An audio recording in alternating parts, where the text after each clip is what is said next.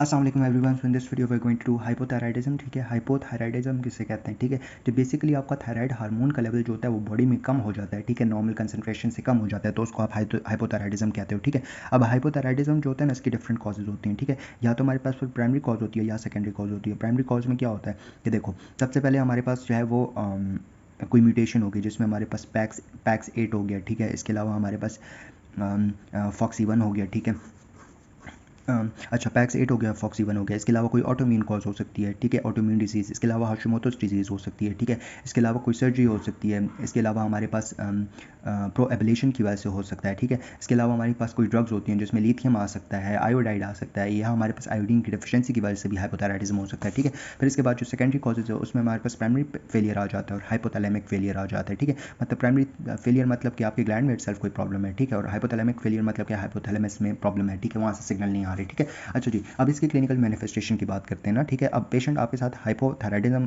के साथ आएगा आपके पास ना, तो उसके सिम्टम्स क्या होंगे? देखो, सबसे पहले आप उसके सीएनएस में, तो सीएनएस में क्या होगा? डिप्रेस होगा पेशेंट। ठीक है, इसके अलावा उसकी मेंटेशंस जो हैं वो कम होंगी। ठीक है, मतलब कि वो थिंकिंग उसकी अच्छी नहीं होगी। ठीक है, इसके अलावा उसकी जो है वो उसकी बॉडी में फटीग होगी, वीकनेस होगी, लेथार्जी होगी। ठीक है, इसका वेट गेन हो रहा होगा पेशेंट का। ठीक है, इसके अलावा उसकी स्वेटिंग जो होगी वो कम होगी। ठीक है, अच्छा, कोल्ड इंटॉलरेंट होगा। ठीक है, कंस्टिपेटेड होगा। ठीक है, इसके अलावा उसकी स्किन जो होगी वो स्केली होगी।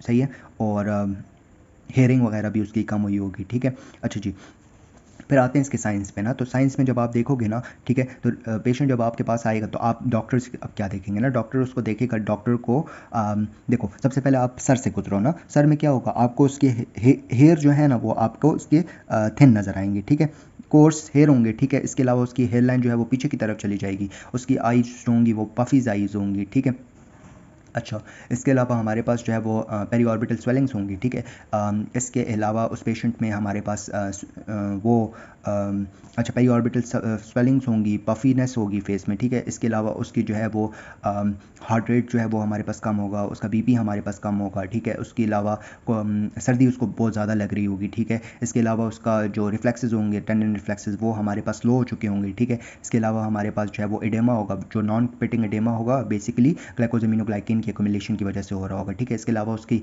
जो है रिकरेंट लैरिंजियल नर्व जो है वो कंप्रेस हो सकती है। अल्टीमेटली उसमें जो है वो हार्शनेस ऑफ वॉइस वगैरह पेशेंट में होगा। ठीक है, अच्छा जी, अब आते हैं इसकी इन्वेस्टिगेशन पे। ठीक है, अब इन्वेस्टिगेशन को करने से पहले मैं आपको सिर्फ नॉर्मल जो टोटल TSH T3 और T4 का लेवल होता है ना वो आपको बता देता हूँ, उसकी यूनिट्स भी बता देता हूँ। ठीक है, देखो, TSH जो है वो नॉर्मल 0.5 से लेकर 5 मिली इंटरनेशनल यूनिट पर डेसीलीटर है। ठीक है, T4 जो है वो 5 to 20 है, सॉरी 5 to 12 है माइक्रो ग्राम पर डेसीलीटर, और T3 जो है वो 100 से लेकर 200 नैनोग्राम पर डेसीलीटर है। ठीक है, अच्छा, अब इसकी इन्वेस्टिगेशन के लिए क्या करते हैं हाइपोथायराइड?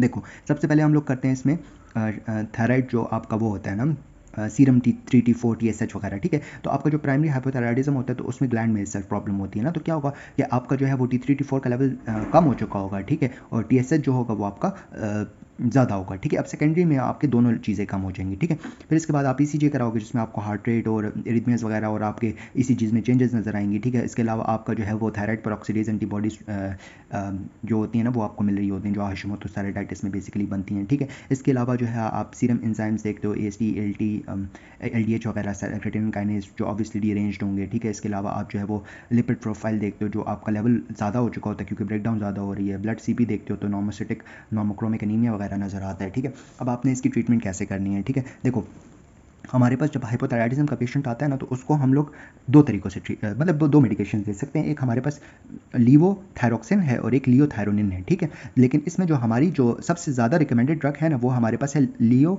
लीवोथायरोक्सिन। ठीक है, लीवोथायरोक्सिन T4 होता है और लियोथायरोनिन जो होता है वो T3 होता है। ठीक है, अब T4 हम क्यों देते हैं, T3 क्यों नहीं देते? T3 हम लोग इसलिए नहीं देते ना कि इसकी एक तो हाफ लाइफ जो है वो हमारे पास बहुत छोटी है। ठीक है, हाफ लाइफ बहुत छोटी है। ठीक है, इसके लिए हमें इसकी डोज भी ज़्यादा नहीं पड़ती है। ठीक है, इसके साइड इफेक्ट्स भी ज़्यादा होते हैं। ठीक है, और ये जल्दी से पीक पे पहुंच जाती है और इसके इफेक्ट्स खत्म हो जाते हैं। ठीक है, विच इज़ नॉट गुड। ठीक है, अच्छा, अब हमने लीवोथायरोक्सिन देनी है। ठीक है, अब लीवोथायरोक्सिन हम स्टार्ट कैसे करते हैं? देखो, सबसे पहले लो डोज से स्टार्ट करते हैं विच इज़ 50 माइक्रोग्राम। ठीक है, माइक्रोग्राम पर डे। ठीक है, 50 माइक्रोग्राम पर डे हमने देनी होती है। ठीक है, जो आप 3 आवर्स के लिए देते हो। ठीक है, 3 वीक्स के लिए, सॉरी, 50 माइक्रोग्राम्स पर डे देते हो 3 वीक्स के लिए। फिर इसके बाद आप इंक्रीज़ करते हो। इंक्रीज़ कैसे करते हो? 100 तक चले जाते हो माइक्रोग्राम पर डे। ठीक है, 3 वीक्स के लिए। फिर इसके बाद जो है 150 माइक्रोग्राम पर डे और वो भी 3 वीक्स के लिए जाते हो। ठीक है, अच्छा जी, और ये वाला जो हम लोग ये रेजिम हम लोग यूज़ करते हैं ना, ये हम लोग 40 to 50 के बाद हम लोग ये यूज़ करते हैं। और अगर पेशेंट यंग है तो उसमें आप जो है ना वो एकदम जो है वो 100 से आप स्टार्ट कर सकते हो, ठीक है। अच्छा जी, इसके बाद हम लोग आते हैं, अच्छा जी, अब ये जो लीवोथायरोक्सिन है ना, ये इसके हमारे पास हाफ लाइफ जो होता है वो भी 7 डेज़ का होता है, ठीक है। इसका अफेक्ट जो होता है वो भी हमारे पास टाइम लेता है, ठीक है। 2 to 3 वीक्स लेते हैं अफेक्ट लेने में, लगने में, ठीक है। फिर इसके बाद जो है ना 2 to 3 वीक्स बाद ही हमें जो है ना मोस्टली हमने 6 वीक बाद हमने टेस्ट रिपीट करना होता है, ठीक है। अब अगर एक पेशेंट है इस्कीमिक हार्ट डिजीज़ का पेशेंट है, ठीक है, तो उसको अगर हम लोग लीवोथायरोक्सिन देंगे तो ऑब्वियसली लीवोथायरोक्सिन जो है ना ये हमारे पास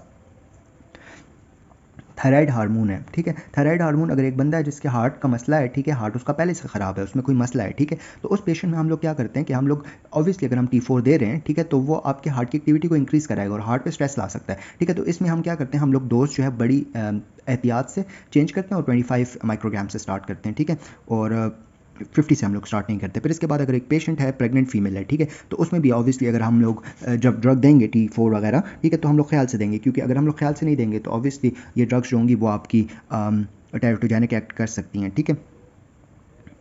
और दूसरी बात यह है कि प्रेगनेंसी में तो थायराइड हार्मोन की ज़रूरत भी ज़्यादा होती है, क्योंकि बच्चे को भी चाहिए होता है, फीमेल को भी चाहिए होता है, तो ऑब्वियसली हमें इसकी डोज ज़्यादा चाहिए होती है, ठीक है। लेकिन ऑब्वियसली ख्याल से तो देना है, ठीक है। फिर इसके बाद आते हैं मैक्सिडेमल कोमा, ठीक है। मैक्सिडेमल कोमा जो है एक मेडिकल इमरजेंसी है, ठीक है। इसमें क्या होता है कि इसमें पेशेंट जो होता है ना वो हमारे पास अगर एक पेशेंट है जो बहुत टाइम से, ठीक है, अनट्रीटेड हाइपोथायराइडिज्म है, severe untreated hypothyroidism from very long time, ठीक है, मतलब सवेयर अनट्रीटेड हाइपोथायराइडिज्म है बहुत टाइम से, ठीक है। इसके बाद आप जब इसमें हमें क्या चीज़ें नज़र आती हैं, पेशेंट में आपका जो है वो कॉन्शियसनेस लॉस हो चुकी होती है, उसका हार्ट रेट जो होता है वो भी कम होता है, उसका रेस्पिरेटरी रेट भी कम होता है, और उसको हाइपोथर्मिया होता है, मतलब उसका बॉडी टेम्परेचर जो होता है वो 25 डिग्री सेंटीग्रेड तक पहुंच चुका होता है या इससे भी कम होना शुरू हो जाता है, ठीक है। अच्छा जी, मेडिकल इमरजेंसी है, ठीक है। सवेयर अनट्रीटेड हाइपोथायराइडिज्म की वजह से होता है, हार्ट रेट आपका कम हो जाता है, आपका टेम्परेचर 25 तक पहुंच चुका होता है, कॉन्शियसनेस जो होती है वो लॉस होना शुरू हो जाती है, ठीक है। इसके अलावा आपका जो है वो रेस्पिरेटरी रेट वगैरह भी कम हो जाता है। अब इसकी ट्रीटमेंट आपने क्या करनी है, देखो सबसे पहले आपने क्या करना है कि आपने स्टार्ट करना है IV-T3, ठीक है, IV-T3 देनी है, ठीक है, 20 माइक्रोग्राम 3 टाइम्स अ डे, ठीक है। IV-T3 देनी है 20 माइक्रोग्राम 3 टाइम्स अ डे देना है, ठीक है। फिर इसके बाद क्या करना है कि इसके जो सिम्टम्स होंगे ना, जो बंदे को सर्दी लग रही होती है या रेस्पिरेटरी रेट या BP वगैरह, ये आपका 24 आवर्स से लेकर 48 आवर्स या 48 आवर्स टू 72 आवर्स में ये इंप्रूव होना शुरू हो जाता है, ठीक है। फिर इसके बाद आपने क्या करना है, इनिशियली तो हमने IV-T3 देना है 20 माइक्रोग्राम्स TD, ठीक है। फिर इसके बाद हम लोगों ने क्या करना है, इस T3 को स्टॉप करके T4 स्टार्ट कर लेना है, और T4 कितना देना है 50 माइक्रोग्राम पर डे, ठीक है। फिर इसके बाद अगर आपका एक पेशेंट है जो मतलब इनिशियली तो आपको अगर हमें हिस्ट्री से पता लग जाता है कि पेशेंट जो है वो हमारे पास मैक्सिडेमल कोमा का है, तो वेल एंड गुड, ठीक है। अगर नहीं पता ना तो हम लोग क्या करेंगे कि हम लोग जो है ना पेशेंट को IV हाइड्रोकोर्टिसोन दे देंगे, कितना देंगे 100 mg देंगे, ठीक है, और उसके साथ ही हम लोग लैब टेस्ट के लिए भेज देंगे, ठीक है। मतलब एकदम नहीं है कि हम लोगों ने थायराइड हार्मोन जो है वो स्टार्ट करा देना है, रुकना है, हमें कंफर्म होगा फिर ही हम लोग हार्मोन देंगे, ठीक है। फिर इसके बाद अदर मेजर्स में हमने क्या करना है, देखो IV फ्लूइड्स देंगे, ऑक्सीजन देंगे, इसके अलावा एंटीबायोटिक्स देंगे, वेंटिलेटर की अगर ज़रूरत होगी तो वेंटिलेटर भी लगा देंगे पेशेंट को, ठीक है।